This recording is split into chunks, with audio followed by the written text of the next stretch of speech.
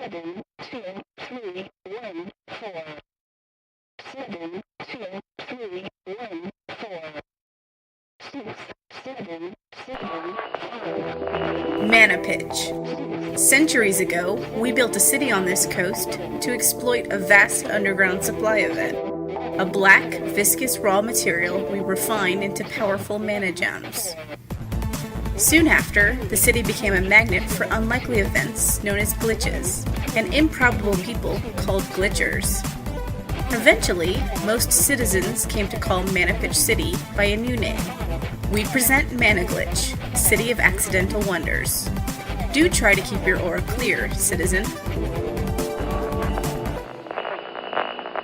Glenn, 755 here. Once again, Z frequency 2308 is all ours, and that means another Managlitch City Underground is all yours. Broadcasting by net, info tower, and data scry every open period, we're here to help you stay grounded in the City of Accidental Wonders. It's pouring outside tonight, 21st of Clearlight, year 715. The evening's cool, the rain is clear, the clouds obscure Nibiron, and I have cupcakes. So it wouldn't be so bad if it weren't pounding down so hard. Luckily, I stay pretty dry walking around if I tune my mana barrier just right. It gets a little stuffy in there. But do be careful. We've been hearing reports of some flooding. The banks of the Manapitch River are always iffy in this weather, so watch it if your home or business sits in a lower-lying area. Now then, we have a further report from the Manapitch Arametric League about the mysterious stone pyramids found along that very same river. They haven't released the report, but we've seen it anyway. As mentioned, Mr. Therms and a few special friends brought one of those pyramids into the city. So they've had cryptolinguists banging their brains against the carvings on it ever since. After a lot of work, they're saying that the carvings slightly resemble symbols that may have been used in records dating back over 1,000 years ago. Of course, it's hard for them to say for sure, since history itself around Managlitch can be a little hazy. I mean, one day, the legends say that King Basilthor IV was beaten to death with a lead pipe by his butler.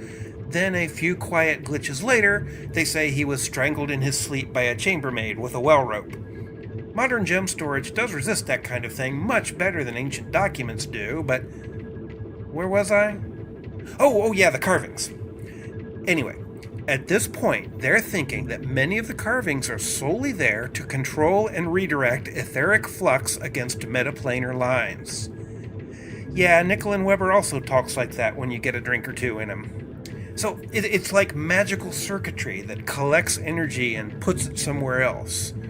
That may be why the pyramid is so free of Phimazor. It could be some sort of filter, and that would explain Therm's interest.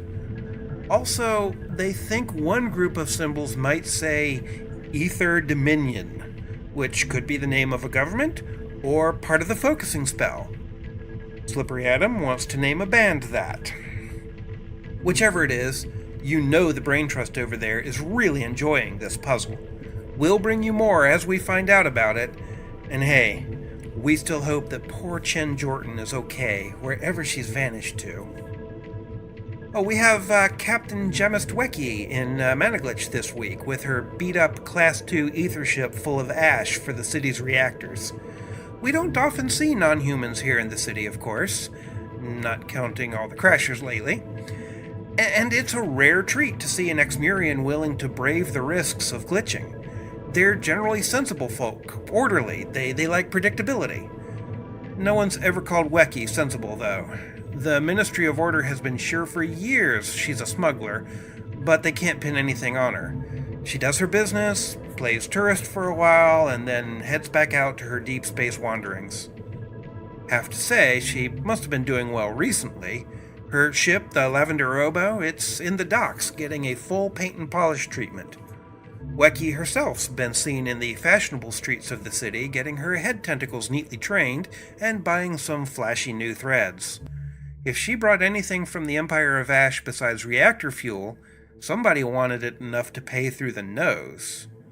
Oh, the Ministry trumped up an excuse for an inspection, as usual, and didn't find anything, as usual, so she's free to have her fun. Let's all make the lady feel really welcome until we can find something extra juicy on her.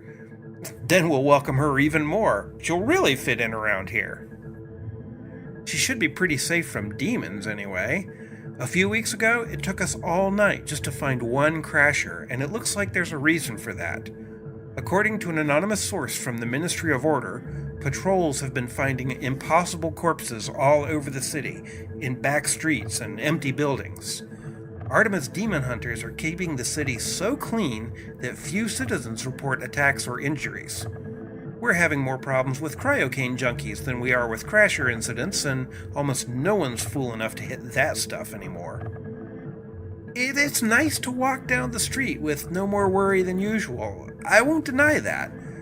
But we're seeing an efficient, well-equipped, well-trained vigilante force in the city that's more effective than our own police. Okay, yeah, faint praise. I get it. Still, I'm concerned, cohorts. Oh, no, wait, I've got it. We'll kick out the ministry, and we'll replace it with the demon hunters. It's gotta be an improvement, right?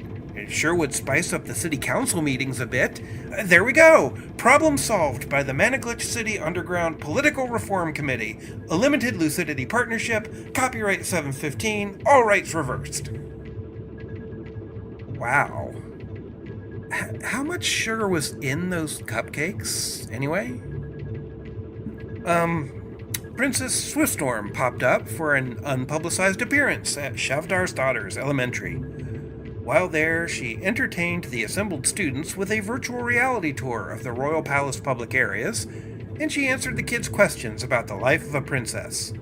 She again wore the cybercasting rig that we all saw at that press conference a while back, and she demonstrated a great deal of control over it.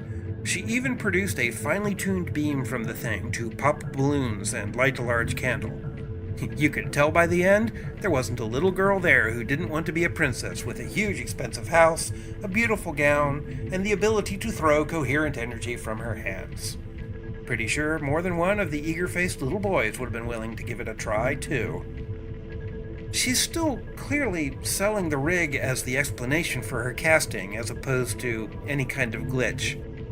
My sources say the rig did seem to be doing something besides just glowing for special effects, but on the other hand, she's been even more vocal recently about glitchers being valued citizens of Manapitch and people with families, jobs, and friends. Yeah, guess 2 out of 3 ain't bad. Point is, the jury's still out on whether she's glitched or she's been a closet cybercaster for years. Prime cybercaster McAllen still has very little to say on the matter when questioned by the few people who can get away with it. You can probably guess which way I lean on the question. I may be a bit biased since I don't have a fancy techno-magical fashion item hanging off my shoulders. I may not be able to blow up a rune portal, but I can cast flame and volts and ice and even do 1 or 2 other things you don't need to know about right now. And you know, I didn't ask for that. I didn't study under special tutors for ages. I didn't get an encyclopedia of spells for Sunbottom's Day. No, the world just one day decided, hey, you should be a glitcher. And boom! Literally, boom! And life just went on as normal, right? On the pitch it did. This city goes off the rails 2 or 3 times a month, and we all get a good laugh, but sometimes it's a human being who ends up different, just a little changed, and everyone's so polite and understanding, while they suddenly remember they have to be somewhere else, or they ask you to leave so you don't disturb everyone else, or because you're not anymore to... Pitch. Yeah, so, anyway, on the earlier subject of the ministry looking for things, some of you may remember the disappearance of the group from the Glitchbusters video stream. Last week they set their sights on the Van Hatterall building, one in the Old City District. It's been there for centuries. Stories say little tiny glitches happen there almost every day, and the Glitchbusters went to investigate. They set up their sensor equipment in one of the upstairs boardrooms and ordered several large pizzas. Then, when the food delivery person arrived, the room was completely empty. They were gone. Investigators found no trace of them in the room, either physical or etheric. Ooh. Well, the guards on the room heard a sudden commotion this morning, and the doors flew open to reveal the Glitchbusters team, wanting to know what was taking so long with the cert-covered pizzas. In the following flood of questions, the team insisted that they'd only been in there a couple hours, distracted by their equipment checks until they started getting hungry. And all their equipment was right where they'd set it up, and none of them could be convinced a week had gone by until they looked at the network time on their Scry phones. I have a feeling they'll be doing an upcoming episode about themselves.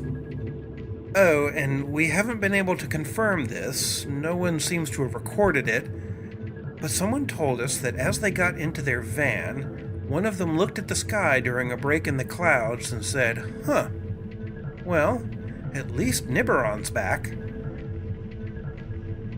Back? While we all chew on that cryptic sentence, this broadcast is closing down for the night. With luck, the rain will move on soon. I'd like a few days of clear light to close out the month of the same name. Of course, the underground transmits rain, shine, or any other weather that doesn't cause a network failure. Keep an ear out for us next open period, broadcasting by net, info tower, and data scry. This is Glenn 755 for Managlitch City Underground, shutting down Z frequency 2308. Remember, keep your aura clear and stay grounded. The voice of Managlitch City Underground today was Michael O'Brien as Glenn 755. The narrator was Maya Kralovna as Princess Swiftstorm. Episode 9, Reappearance, was written by Michael O'Brien. Our theme music is Crime of the Century by Consortium 499 on the web at reverbnation.com/Consortium 499. All other content is copyright 2015 Glitch City Media. Visit our website at managlitch.com for more information about the city and links to our podcast archives.